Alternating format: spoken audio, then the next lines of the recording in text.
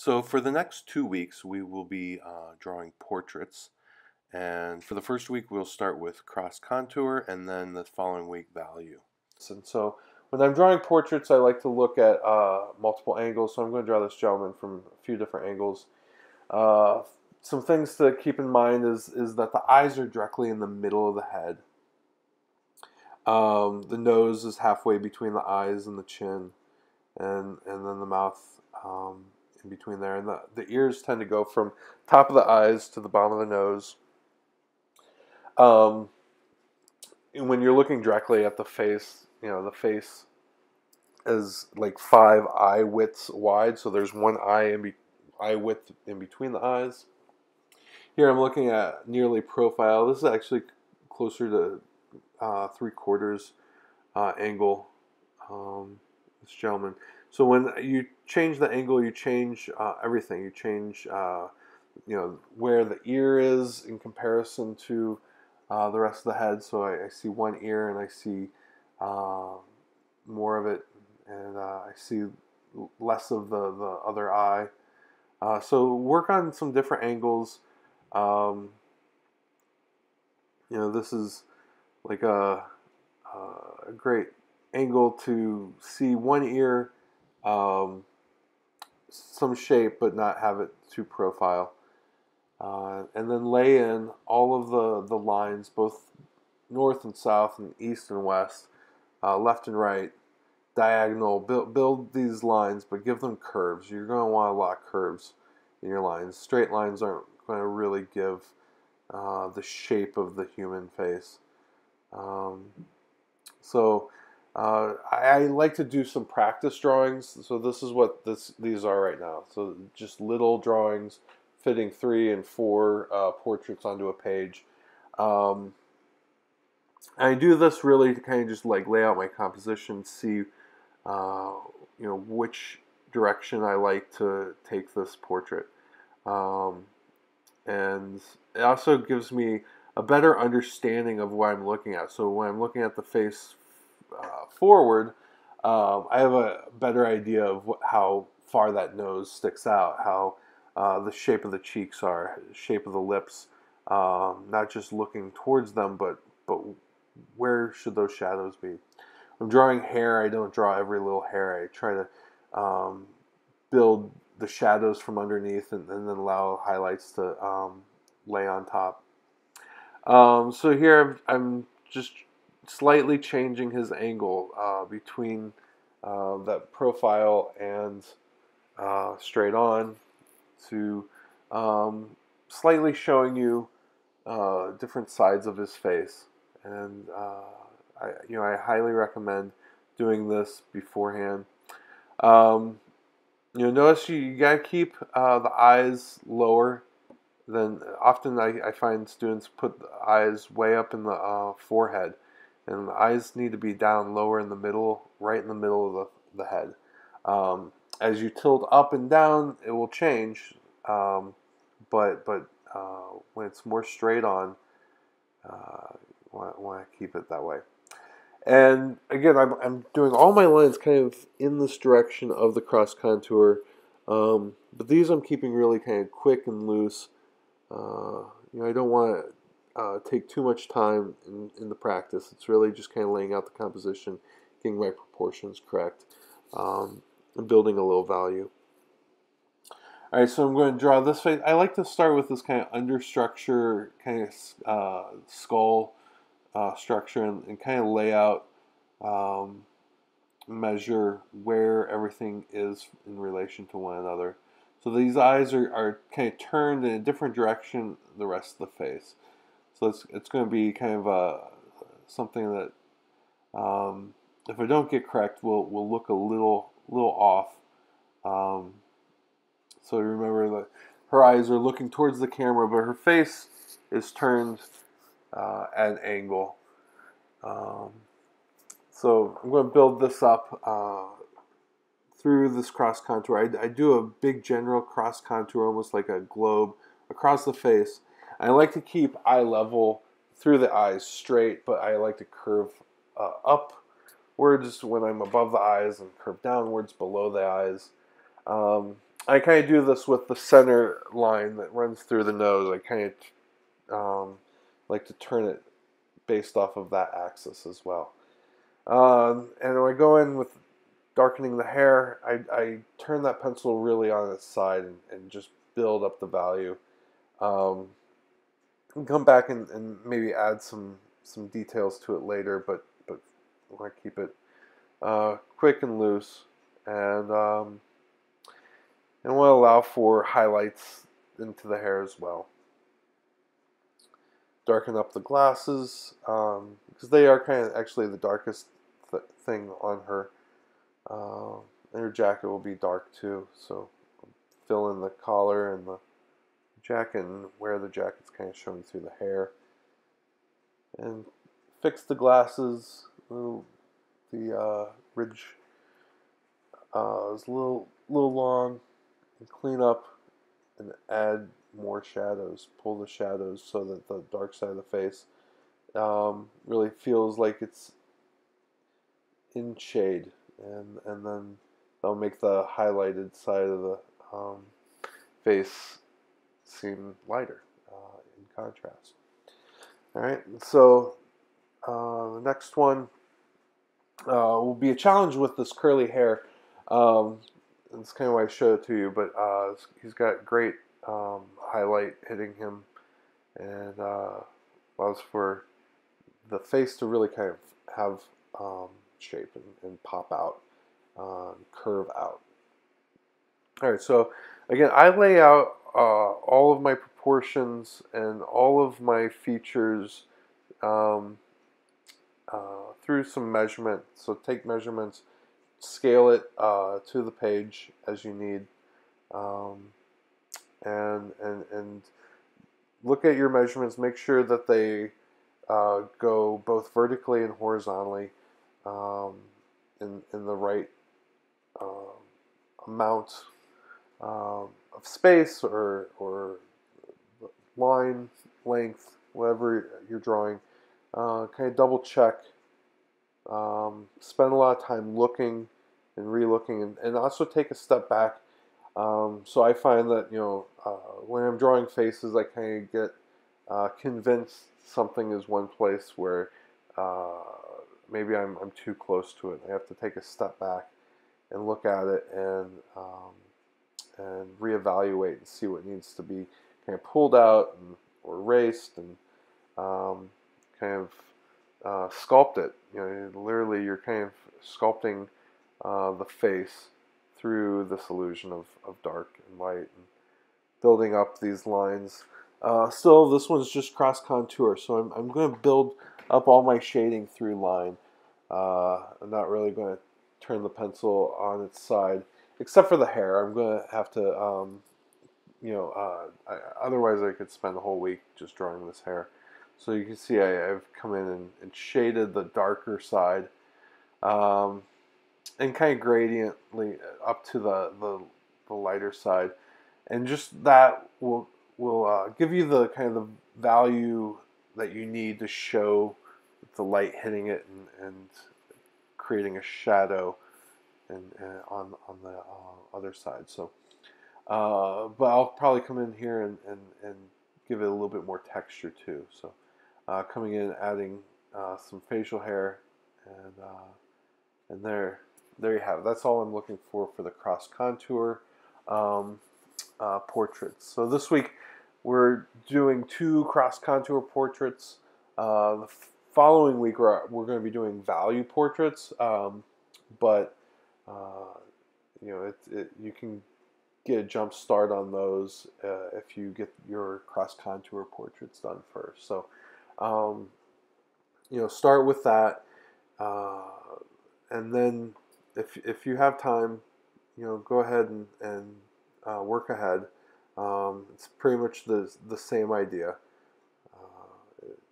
as you see here. So this one is going to be a value drawing of this gentleman here with great hair and beard.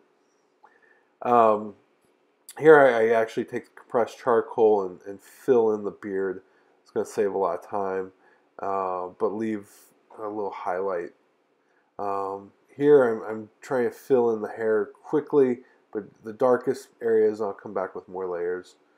Even added the compressed charcoal in the sunglasses and kind of blended and smoothed that out. So it's a different texture from the rest of the face. And I started with a little bit of just charcoal. The beginning of this drawing, I started with charcoal just on my tissue, and as a medium base, and so I did a lot of erasing as well to pull out highlights, and just building up more and more dark. You can't push it too much. Just kind of reevaluating it and make a good strong light source from one side is going to make a more interesting drawing. In contrast to this one here, where this is a very flat light source.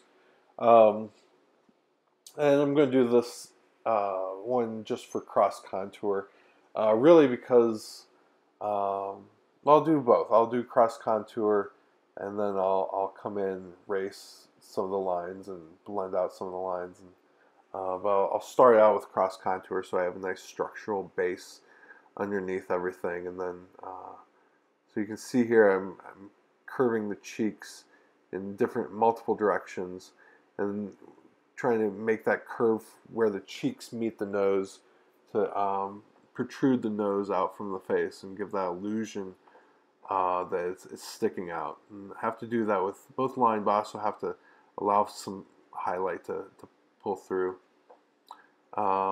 Adding hair, facial hair. I tend to try to do this later, but I feel like I could be close to done with this. But now that I take a step back and look at it, I realize I'm going to need to pull some more of that shape out. And I'm going to have to mimic that myself because this is such a flat lit photo, right? There's not much shadow. It's the kind of photo that you would use for identification purposes. So I'm going to have to mimic some shadow. I'm going to have to kind of create a different light source a little bit just to give it some depth right now because it's such a flat photograph. And when you're working from photography, drawing people from photography, it helps to come in and add this cross contour because the photo is flat. It's not a person. So don't get trapped in putting too much shadow in the nose like I did. I want to pull that down a little bit, but happens when you try to work it. So if you get frustrated with a certain point in your drawing, just take an eraser to it and wipe it out. And so I'm going to do that a couple times because that's part of it. You aren't going to get it right exactly the first time. So it is kind of like working with clay. You have to kind of mold it and play with it. And so now I'm coming back and kind of reworking the hairline. I kind of pulled the hair too far around to the front of my face, and I gave my face the wrong shape. I need to kind of pull the beard down a little bit. And now here I'm just going to come in with the eraser and play around with pulling out the highlights and blending out everything and make it a much softer drawing than what I started with in the base. So I'm going to do a drawing of my wife, which is going to be a little bit nerve-wracking because I don't want to get this wrong. And I already feel like I've got the mouth a little bit off, so I'm going to come back to it and try to see if I can get the eyes right. And I feel like the mouth it's difficult because her cheek on the side that's not facing us is also kind of peeking around her lip and underneath her nose. So I'm going to have to figure out how to kind of show that realistically without not looking too awkward. So All right, so I'll come back to those, the cheek and the mouth, and kind of lay out the rest of the body and the neck. And right now I'm just working all cross contouring. So this week all I'm really looking for is cross contour. You don't have to do a lot of shading, but try to go in and work with each of your facial features separately, but try to get them all placed out in the right place. So right now, this one, I feel like it's not placed right, so I have to kind of re-look at it and trying to gauge what's going on. So if I get the eyes right, I think I can start to feel a little bit more comfortable about it. But this one's tricky. You're not going to get faces right the first time, so you're gonna have to practice it out a little bit, and you notice I laid my roll of tape down to kind of hold my hand up. I try to keep something from letting my hand smudge the drawing, because with the cross contour I'm really just looking for lines. Lines can be a little bit harsh. The cross contour is a little bit harsh. It's not supposed to look as realistic as the value drawings. It's really just supposed to get like this form and structure and so forth, kind of giving this illusion of dimension. And kind of the style that you draw your cross contour is going to depend on how you want your lines to, proximity wise, how close you want them. If you want them kind of cross hatching, if you're trying to make it the lines become shadow, then they're going to go a lot closer to each other. So I'm still trying to figure out what's okay. So here I'm reevaluating. I need to pull her mouth out a little bit more. Right now it looks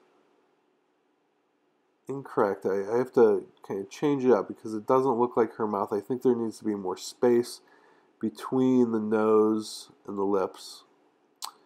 And pull her eyes down too. So actually erase her eyes, bring them further down, and then just gonna move on. This one's not as good as I'd like it to be, but sometimes you have to move on to the next one. So this one is a drawing of my father-in-law, who was here this week. So got some photos of him, and you can see him building up the cross contour from the nose out, and here I'm going to have a lot more lines because he's as we age, we get more lines and we get more creases, and so you have to kind of show that. I'm going to use compressed charcoal in the hair just to save time, and really, don't get too wrapped up in the hair. I don't need to see every single hair. So come in, kind of rework that nose.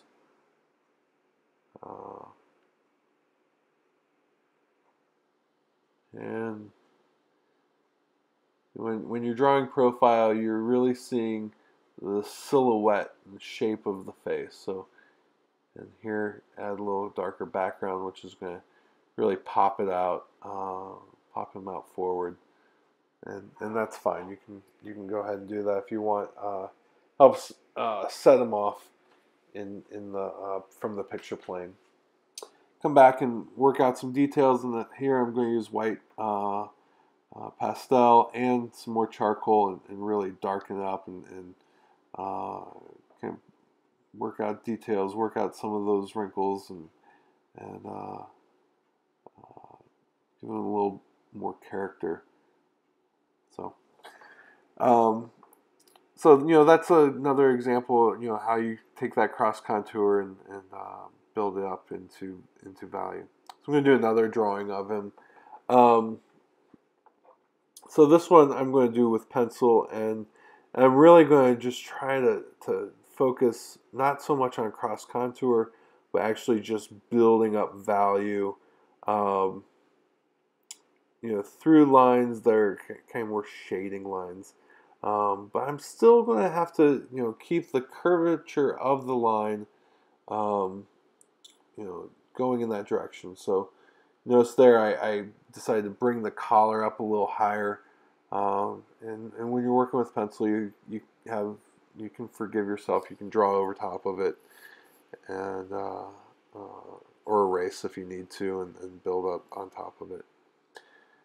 So here I'm just I'm building up all the shadows just through kind of laying in layers, building it up, and then also pulling out a lot of highlights.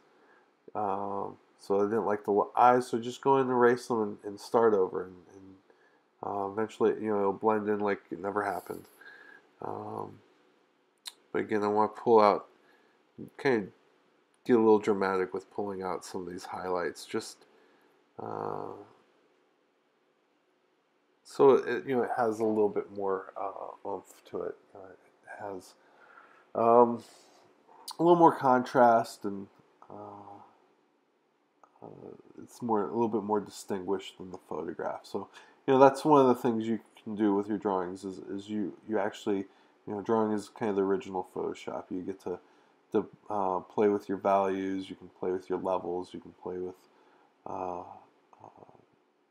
pulling out, darkening different areas, and lighting up other areas in such a way that does give it more contrast, and make it a little bit more interesting than the original photograph, yet still retaining the qualities of the subject that you're drawing. All right, so I'm almost done with this one. Just pulling out a little bit more with the highlights, making sure I've got all of those. And so now we'll look at some examples of past students' work. First, we'll look at work that students did in class of other classmates. And so working live, we do 10 and 20-minute poses. And so these early ones you're looking at are the 10-minute poses. And really suggest that you try to do this at home to warm up. If you set a timer for 10 minutes, or let's say 15 minutes, and try to get a whole drawing done that fills the page by turning your pencil sideways, by drawing with your shoulder and your elbow rather than your knuckles and your wrist. I think you'll be able to get a quicker sense. You'll start to have lines that feel more human. So at the beginning of the semester, we started with very rigid straight lines and rulers, doing the architecture, the perspective drawings, but now you're kind of reached the point where you're not using a ruler whatsoever, except to measure, and you're not having any straight lines being bold and visible. So at this point, it's best to be very fluid and loose and free when drawing the human, especially from life. You have this opportunity to kind of be more gestural, and as you see here, these ones done with charcoal. And then as you're going to be doing, you're going to be working from photo, most likely, unless you can have family members or guests who will pose for you. And the other thing that you can do is get a mirror and draw a self-portrait from a mirror. But these are all, as you can see, photos, drawings from photos, and what you get from drawing from photos is a bit more accuracy. You can measure it a lot easier. You can really see the tonal range. So take your photos and make them black and white. It'll be a lot easier. And if you have a value finder, use that so that you can see where you really push the black. If you have a drawing that has a lot of black in it, use charcoal.